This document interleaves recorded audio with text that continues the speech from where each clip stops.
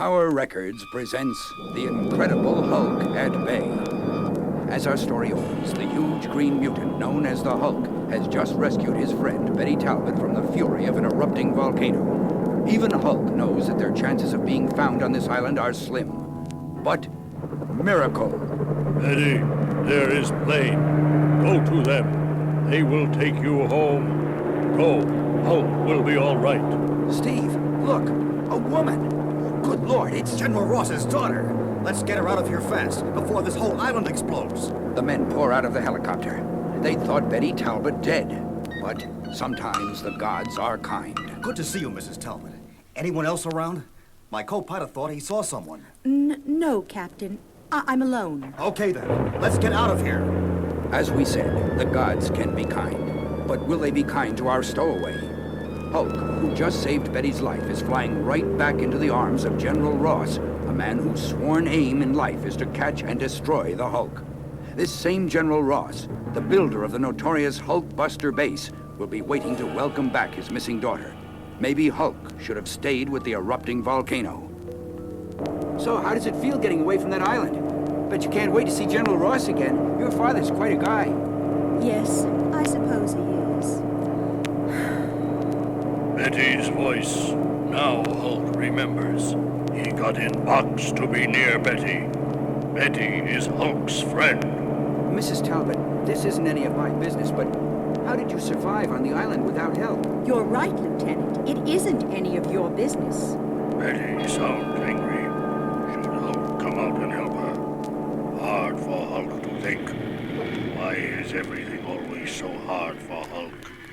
Now is neither the time nor place to answer that question. This moment must be dedicated to other matters.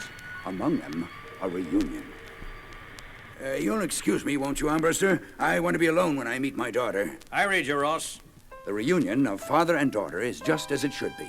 The pressure in both of them disappears. Tears of happiness well up.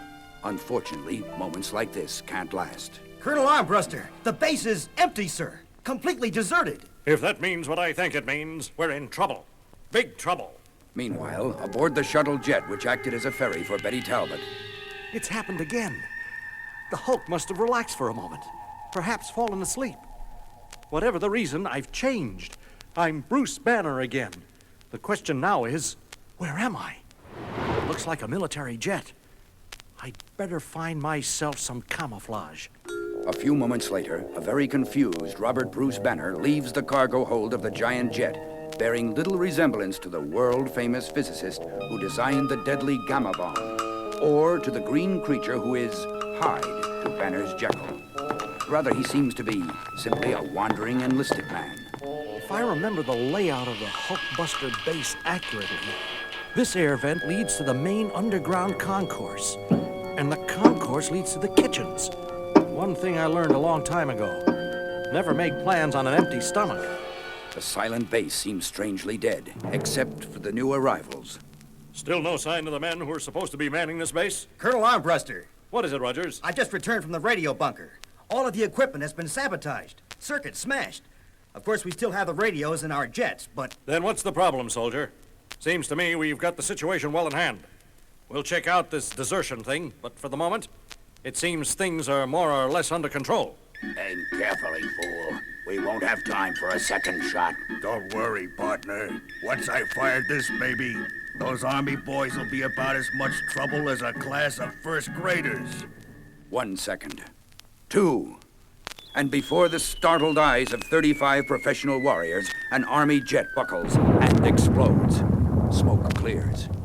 I want 6 volunteers to hit that hangar. Rogers, Clemens, Grady, Jones, Watson.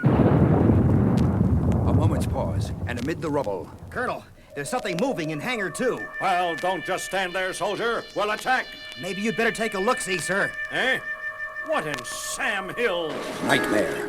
All his life, the man named Armbruster has been a soldier, and possibly a good one. But today, he finds himself confronted with a sight from his most tortured dreams. Not one uncrushable foe, but 2. You hold them back, Abomination.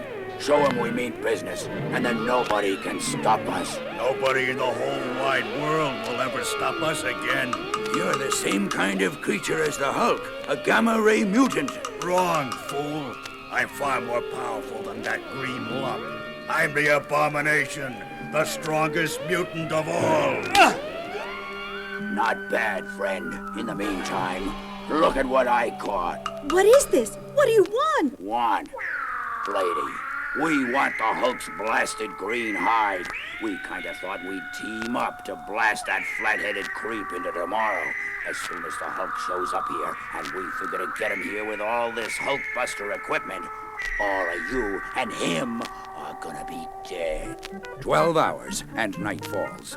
A car with 2 young passengers moves ever closer to the sprawling Arizona complex known as Hulkbuster Base Number 1. Jim Wilson, we've come almost 2,000 miles from New York so you can say hi to some friends. Talia, honey, old General Ross and me go back more years than I... Uh-oh. Looks like a roadblock. 12 hours, and the Hulkbuster Base has been completely and effectively surrounded. Let's see your ID. Well, what's going on? Some sort of raid? That's our business, mister. Your business is to get out of here before we begin to get a little suspicious. Okay, friend. I get the general idea. 2 more hours pass. My head. I must have been more tired than I thought.